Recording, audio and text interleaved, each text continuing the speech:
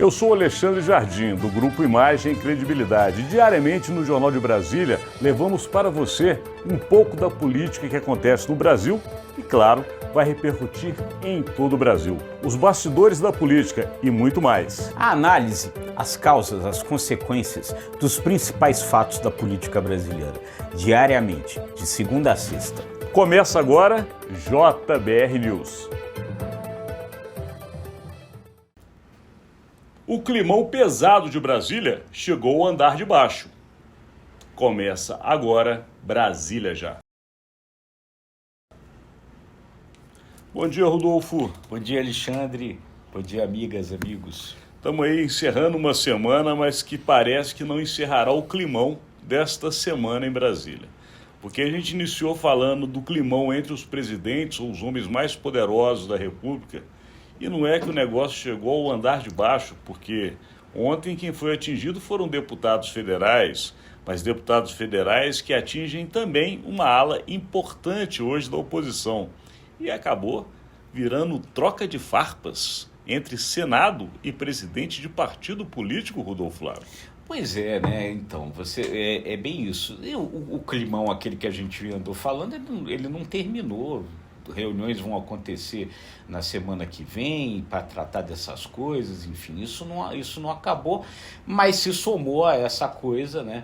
Quando, então, uma operação da Polícia Federal na manhã de ontem foi bater na porta da casa e do gabinete do deputado Alexandre Ramagem, que foi o diretor da Agência Brasileira de Inteligência no governo anterior, no governo Jair Bolsonaro. E aí, então, instalou-se aí um clima bem pesado, né, de acusações e coisas de um lado e de outro, que também vai durar, Alexandre, porque o que aconteceu? Por um lado, a oposição, né, desconfia que essas investigações, vamos lembrar que pouco antes do Alexandre Ramagem tinha havido uma operação que tinha pego um outro deputado da oposição, deputado do PL do Rio de Janeiro, Carlos Jordi. Alexandre Ramagem também é do PL do Rio de Janeiro.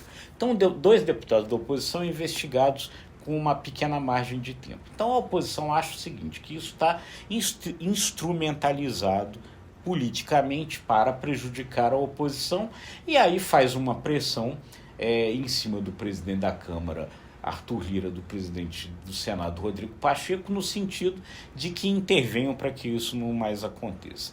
Por outro lado, no caso do Ramagem, a turma ali que agora acha que foi monitorada pela ABIN quando o Ramagem estava lá, pressiona os dois presidentes no sentido de que isso não pode acontecer. Eu quero saber se eu estava na lista, eu quero saber se eu estava grampeado. Em resumo, esse é o clima. Ou seja, o rolo continua, o rolo desceu para o andar de baixo. Carlos Jordi, deputado pelo Rio de Janeiro, é muito próximo do deputado Arthur Lira, presidente da Câmara dos Deputados. Ontem não foi à toa que o presidente do PL, o maior partido de oposição, que justamente é o partido que abriga o ex-presidente Jair Bolsonaro, o também ex-deputado Valdemar da Costa Neto, resolveu bater forte. Recebeu por parte de Rodrigo Pacheco, que nada menos do que o presidente do Senado ou do Congresso Nacional, uma nota dura que chegou inclusive a dizer nas entrelinhas que Costa Neto pode se beneficiar do fundo eleitoral, é algo importante de ser olhado e com muita lupa. Além disso, mostrou, pelo menos através da nota, segundo Pacheco, que Costa Neto ou Valdemar é incompetente como líder de oposição, porque não consegue nem trabalhar o Supremo Tribunal Federal a favor do que ele defende. E ainda foi mais longe, porque diz que Valdemar da Costa Neto de frente late, mas de costas afaga. Pois é, uma nota bastante dura. E aí, né, Alexandre, o que eu ontem apurei junto a pessoas ligadas tanto ao Arthur Lira quanto ao Pacheco? Que eles ambos entendem o seguinte, que o 8 de janeiro e as coisas relacionadas ali ao 8 de janeiro de 2023 são um divisor de águas. Então, o que eles querem dizer com isso? Que toda investigação a respeito do que aconteceu naquele dia tem que acontecer, tem que continuar acontecendo. E que quem aparecer ali diretamente envolvido com aquilo não vai ter proteção nem de um, nem de outro. Então, por exemplo, no caso lá do Carlos Jordi, apesar da ligação com o Arthur Lira já não tinha se mexido para defender o Jordi. Não vai fazer isso também com relação ao Ramagem, e muito menos o Pacheco. A divergência ali com relação ao 8 de janeiro entre o Lira e o Pacheco só se refere ao que aconteceu naquele dia. O Pacheco concorda com a tese aí que o governo tem de que aquilo foi um movimento articulado, né, para tentar um golpe, a tal da garantia da lei e da ordem e tal, e criar ali uma situação que derrubasse o governo e tal.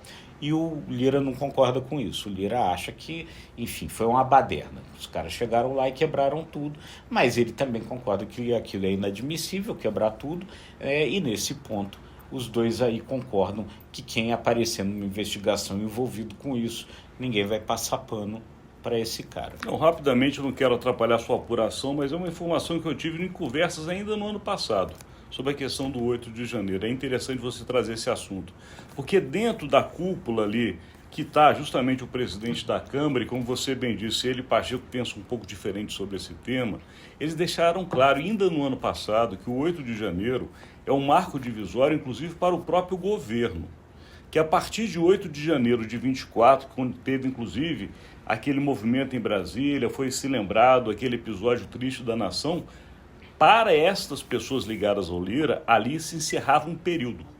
E esse período marcava também que para o governo teria que ter uma nova relação. Que, ou seja, se tinha alguma coisa a ser arrumada no governo, se tinha alguma coisa que ainda era decorrente do 8 de janeiro de 23, em 8 de janeiro de 24 terminaria.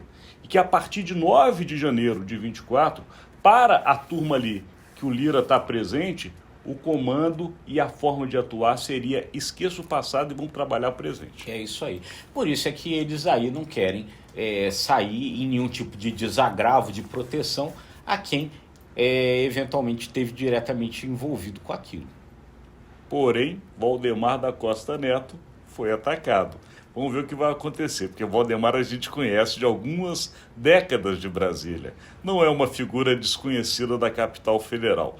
E, de qualquer maneira, detém o comando do partido de oposição. Vamos ver como é que as coisas vão ficar, mas a semana terminou, Rodolfo Lago. A semana terminou. Só acrescentando aí, rapidamente aqui, é o seguinte, que isso também não vai terminar, porque muito provavelmente essas investigações, elas prosseguem e ninguém se surpreenda se chegarem a outros parlamentares, a outros nomes, a outros políticos proeminentes aí no futuro. Tá só no início do ano. Daqui a gente encerra, porque o nosso conteúdo terminou de fato. Agradecendo a sua audiência durante toda essa semana. É isso aí, gente. Muito obrigado mesmo, porque vocês são muito importantes para nós. E por causa disso a gente sempre pede. Se gostou, curta, compartilhe, se inscreva nos nossos canais. Obrigado e até segunda-feira.